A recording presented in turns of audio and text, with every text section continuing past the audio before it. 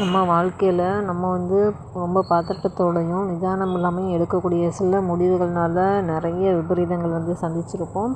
அப்படி அதே முடிவை நம்ம நிதானத்தோடும் பதட்டம் இல்லாமல் எடுத்தோம்னா நிறைய பலன்கள் கிடைக்கும். அதற்கான சிறு ஒரு குட்டி கதை வந்து இங்கே.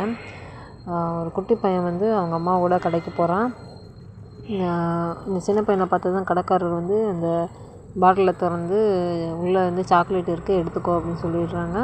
அந்த பையன் வந்து அப்படியே அமைதியாக நிற்கிறான். உடனே அந்த கடைக்காரரை பார்த்துட்டு சின்ன பையனாக இருந்துட்டு சாக்லேட் வேண்டான்றானே அப்படின்னு சொல்லிட்டு சரி போய் ஆச்சரியப்பட்டுட்டு போயிடுறாங்க. அப்புறம் திரும்ப அவங்க அம்மாவும் சொல்கிறாங்க சாக்லேட் எடுத்துக்கோ அப்படின்னு. திரும்பியும் அந்த சின்ன பையன் வந்து வேண்டான்ட்டு அமைதியாக நிற்கிறான்.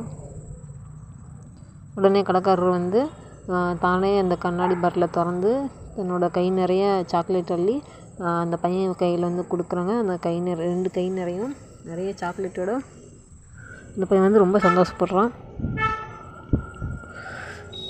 இந்த நிகழ்ச்சி நடந்து அம்மாவும் மகனும் தன்னோட வீட்டுக்கு போய்கிட்டு இருக்கும்போது அந்த அம்மா வந்து அவங்களோட பையன்கிட்ட கேட்குறாங்க, எதுக்கு சாக்லேட் அவர் வந்து எடுக்க சொன்னார்ல, நீ ஏன் வந்து எடுக்கலை அப்படின்னு சொல்லி கேட்குறாங்க.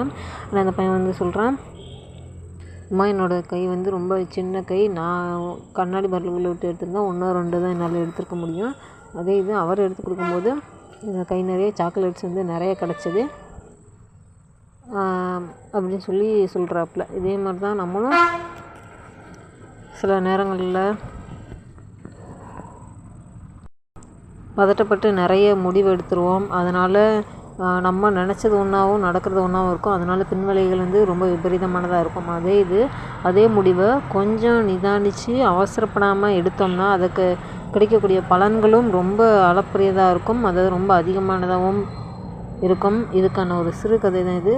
பிடிச்சா லைக் பண்ணுங்கள். Thank you so much.